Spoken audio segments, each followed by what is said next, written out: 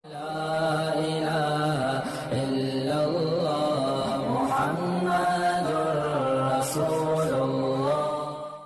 نہیں کسی سے، سکون سے، امن سے، شانتی سے رہو، ٹھیک ہے؟ لیکن کسی کا مذہب بھی قبول نہیں کرو۔ دیکھو ہندو بھی ہیں ہمارے ملک میں، عیسائی بھی ہیں، وہ تو بالکل ہی الگ مذہب ہے نا، وہ تو اللہ رسول کو صاف لفظوں میں انکار کرتے ہیں۔ تو ہم کہتے ہیں بھائی ٹھیک ہے، تم لکم دینکم ولی دین، تم جاؤ، تمہیں جو سمجھ میں آتا ہے کرو۔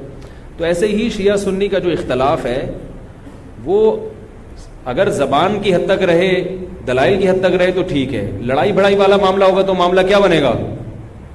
کیچڑ اچھالنا ایک دوسرے پہ۔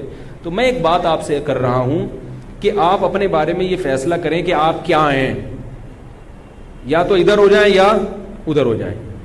تو اگر آپ شیعہ ہیں ٹھیک ہے، پھر وہ جو کر رہے ہیں وہ ان کا مسلک ہے، آپ کریں وہ جائیں۔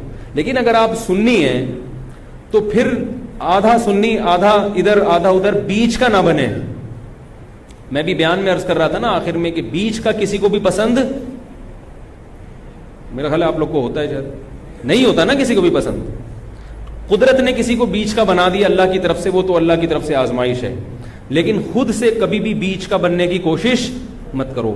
تو یا تو ادھر ہو جاؤ یا ادھر ہو جاؤ۔ اب ہمارے ہاں لوگ کیا کر رہے ہیں جو سنی ہیں سنی، محرم میں حلیم پکا رہے ہیں، حلیم کھا رہے ہیں، محرم میں سبیلیں لگا کے بیٹھے ہوئے ہیں، سبیلوں سے پانی پی رہے ہیں، محرم میں مرثیے سن رہے ہیں، رکشے والے بھی مرثیے لگا کے، ٹیکسی والے بھی مرثیے لگا کے۔ تو بھائی یہ اسلام نہیں ہے، یہ سمجھ رہے ہو؟ جو اس کو اسلام سمجھتا ہے وہ کرے، لیکن ہم سنی مذہب جو ہے وہ اس کی نظر میں یہ اسلام نہیں۔ نبی صلی اللہ علیہ وسلم نے لعنت فرمائی ہے میت پہ نوحہ کرنے والوں پر، سمجھ رہے ہو؟ آپ نے فرمایا جو گریبان پھاڑے وہ ہم میں سے نہیں ہے۔ میت پہ چیخنا چلانا، اس کو نبی صلی اللہ علیہ وسلم نے لعنت والا عمل قرار دیا ہے۔ شہادت پہ چیخنا چلانا کسی کی، حضرت جعفر طیار رضی اللہ تعالیٰ عنہ اہل بیت میں سے تھے، وہ جب شہید ہوئے ہیں جوانی میں، ان کی 4 بیویاں تھیں، بیوہ ہو گئیں۔ معذرت کے ساتھ یہ میں ٹاپک نہیں لا رہا، جو خود سے آ رہا ہے اسے آنے دو۔ اب شہید ہی چار بیویاں ہی بیوہ ہوئی تھی، تو میں ان کو آپ کی خوش کرنے کے لیے ایک تو نہیں کر سکتا نا۔ ان کی 4 بیویاں کیا ہو گئی؟ بیوہ ہو گئی۔ تو جب ان کے گھر میں اطلاع ملی ہے کہ آپ کے جوان شوہر شہید ہو گئے، تو ان کے رونے کی آوازیں آئی ہیں، چیخنے چلانے کی آوازیں آئی۔ آپ صلی اللہ علیہ وسلم کو اتنا غضب آیا، آپ نے فرمایا کہ جاؤ خاک پھینک کر آ جاؤ ان کے منہ میں، اب ان سے کہو کہ اپنی آوازوں کو پس کریں۔ حضرت جعفر طیار بھی اہل بیت میں سے تھے، نبی کے سگے چچا کے بیٹے تھے۔ تو اہل بیت کی شہادت پر آپ صلی اللہ علیہ وسلم نے چیخنے چلانے سے، رونے سے منع کیا۔ اور حضرت جعفر طیار ظلمن شہید ہوئے تھے نا، ظلم ہوا تھا ان کے اوپر۔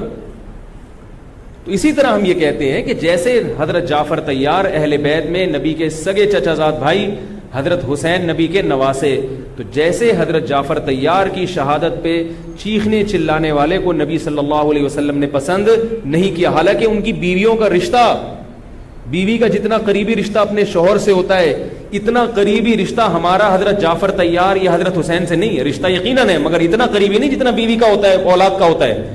تو جب بیویوں کو رونے کی اجازت نہیں ہے، جو سب سے زیادہ متاثر ہوئی ہیں، تو ہم اور آپ کو حضرت حسین کی یاد میں چیخنے چلانے کی اجازت کہاں سے ہوگی؟ ہم زیادہ فنٹر بننے کی کوشش کیوں کر رہے ہیں بھائی؟ زیادہ آگے نکلنے کی کوشش کیوں کر رہے ہیں؟ یقیناً اہل بیت سے ایمان، اہل بیت سے محبت ہمارے ایمان کا جزو ہے، مگر اس محبت کا اظہار اس طرح سے کرنا ہے جس طرح سے اہل بیت سے محبت کا نبی نے حکم دیا ہے۔ نہیں آ رہی میرا خیال ہے بات، پولیس کی تو ضرورت نہیں ہے، جس طرح سے حکم دیا ہے بھائی اس طرح سے اہل بیت سے محبت کرنی ہے، اپنی طرف سے نہیں کرنی ہے آپ نے۔ تو پہلی بات تو یہ حدیث سمجھ میں آ گئی، اور آپ صلی اللہ علیہ وسلم نے چیخنا چلانا، گریبان پھاڑنا اور یہ سب کے منع کیا ہے۔ تو سنی مذہب میں ماتم کی اجازت، چیخنے چلانے کی، ہا ہو کرنے کی اجازت نہیں ہے، سمجھ رہے ہو بات کو؟ تو آپ یہ کام نہ کریں، مرثی آپ نہ سنیں، انہیں سننے دیں، انہیں کرنے دیں۔ آپ رکشہ ٹیکسی چلا رہے ہو، کہہ رہے محرم کے احترام میں گانے نہیں لگاؤں گا، مرثیے لگا دوں گا، بھائی نہ گانے لگاؤ نہ مرثیے لگاؤ۔ اور مرثیوں میں جس طرح سے اہل بیت کا نام لیا جاتا ہے، اس میں اہل بیت کی عزت نہیں ہے بلکہ اہل بیت کی توہین ہے. ہائے زینب، ہائے یوں، ہائے یوں. آپ اپنے گھر کی عورتوں کو چاہتے ہو کہ سڑک پہ ان کا اس طرح سے ہائے ہائے کر کے نام لیا جائے روڈ پہ؟ جب ہم اپنی عورتوں کے لیے ایسی توہین برداشت نہیں کرتے، وہ عورتیں جن کے تقدس کی قسم اٹھائی جا سکتی ہے، جن کے ناخن بھی کوئی نامحرم نہیں دیکھ پاتا تھا، اہل بیت عورتیں تھیں، نبی صلی اللہ علیہ وسلم کی نواسیاں، نبی صلی اللہ علیہ وسلم کے خاندان کی عورتیں، حضرت حسین رضی اللہ تعالیٰ عنہ کے خاندان کی عورتیں، تو ان کے بارے میں میرے بھائی کیسے یہ برداشت کیا جا سکتا ہے کہ کوئی بھی چیخے چلائے ان کا نام اس طرح سے توہین آمیز لہجے سے؟ اسلام نے اکرام سکھایا ہے، عزت اور احترام سکھایا ہے، اور عزت و احترام کے اصول اور آداب بھی سکھائے. تو اس لیے آپ لوگ یہ کام نہ کریں، جو کر رہا ہے اس سے بحث بھی نہ کریں. بولے میں ٹھیک ہے تمہارا مسلک ہے تو کوئی بات نہیں، تو کر لو، ہم ہی نہیں کریں گے. تو یہ جو سبیلیں لگائی جا رہی ہیں، یہ کہا جاتا ہے کہ حضرت حسین کی یاد میں. تو یہ بھی ایک عجیب بات ہے. حضرت حسین رضی اللہ تعالیٰ عنہ اگر پیاس سے شہید ہوئے تو پانی پی کے یاد منائی جائے گی یا پانی سے اوائڈ کر کے یاد منائی جائے گی؟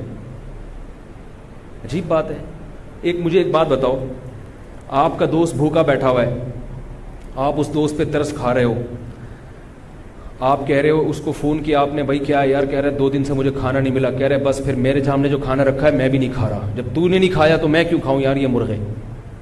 یہی ہوتا ہے نا یار، جب تو 2 دن سے بھوکا ہے تو میں بھی تو ایک وقت کا ناغہ کروں نا کھانے کا. لیکن آپ نے کیا کیا؟ آپ نے دوست کو فون کیا، تجھے کھانا ملا؟ کہہ رہے 3 دن سے بھوکا ہوں. آپ نے کہا یار بہت افسوس ہوا یار، ایسا کر 2 پراٹھے لے کر آ، ہوٹل کے بیرے کو 2 انڈے لے آ اور 2 دودھ پتی لے آ. ویسے تو 1 پراٹھا کھاتا تھا، آج کتنے کھاؤں گا؟ 2 کھاؤں. دوست فون پہ کہہ رہا یار یہ آرڈر کا، کہہ رہا یار تو بھوکا ہے، تیری یاد میں کیا کروں گا؟ کھاؤں گا بھی اور پبلک کو بولوں گا آ جا بھائی تو بھی آ جا یار، تو بھی آ جا. یہ کامن سینس، میری جو سینس ہے بھائی، میں سنی ہوں تو مجھے یہ والا چیز صحیح لگ رہی ہے.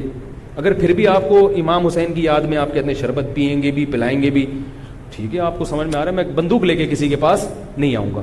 لیکن مجھے جو یہاں ممبر پہ بٹھایا گیا ہے وہ بات کرنے کے لیے جو میری سمجھ میں آ رہی ہیں. کیا خیال ہے بھائی؟ تو اس لیے یہ سبیلیں چھوڑ دیں. پیاسے کو پانی پلانا یہ پورے سال سنت ہے، اور پیاسے کو پانی پلاؤ ایسی جگہ پہ جہاں پانی نہ ہونا. شہر میں سب جگہ پانی ہوتا ہے، سب جگہ پانی ہوتا ہے. تو یہ چھوڑ دیں، جو کر رہے ہیں ان کو کرنے دیں. چھوڑنے کا مطلب یہ نہیں کہ آپ جا کے بحث کریں. آپ یہ کام نہ کریں، نہ سبیل سے پانی پئیں نہ سبیل سے پانی پلائیں، کیونکہ لوگ اس کو اسلام سمجھ رہے ہیں جبکہ یہ اسلام نہیں ہے. سمجھ رہے ہیں؟ اس طرح محرم میں حلیم کا جو فلسفہ بیان کیا جاتا ہے وہ یہ بتایا جاتا ہے کہ حضرت حسین کو کچھ بھی نہیں ملا تھا، کھانے کو کچھ بھی نہیں ملا تھا، تو ہم اب سب چیزوں کا ایک مرغوبہ بنا کے پبلک کو کھلائیں گے، جس سے یہ پتہ چلے گا کہ دیکھو حلیم میں گوشت بھی ہے تو حضرت حسین کو گوشت بھی نہیں ملا، حلیم میں چاول بھی ہے تو چاول بھی نہیں ملے ان کو، حلیم میں دال بھی ہے تو ان کو دال بھی نہیں ملی، حلیم میں جو بھی ہے تو ان کو جو بھی نہیں ملی. تو حلیم ایک ایسی ڈش ہے جس میں اتنی ساری چیزیں آتی ہیں کہ یہ ساری چیزیں ایک جگہ جمع کسی اور ڈش میں نہیں ہوتی، تو سب چیزیں کھلانے کا ہمیں ثواب مل جائے گا. یہ بھی وہی ہے کہ انہیں کچھ بھی نہیں ملا اور آپ ان کی یاد میں سب کچھ کھا بھی رہے ہو اور سب کچھ کھلا بھی رہے ہو حلیم کے نام. تو یہ بھی کامن سینس کی چیزیں نہیں ہیں، اس لیے چھوڑ دو اللہ کا واسطہ.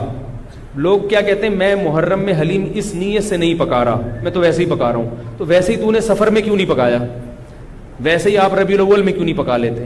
ویسے ہی آپ رمضان میں کیوں نہیں پکا لیتے؟ آج ہی ویسے ہی خیال آیا ہے. تو بھائی چھوڑ دو. یہ اسلام خدا کی قسم بدنام ہو رہا ہے دنیا میں. غیر مسلم جب یہ اسلام دیکھے گا اس کو اسلام میں اٹریکشن نظر آئے گی، وہ حلیم کھانے کے لیے مسلمان ہوگا، وہ شب برات کے پٹاخوں کے لیے، حلووں کے لیے ہوگا.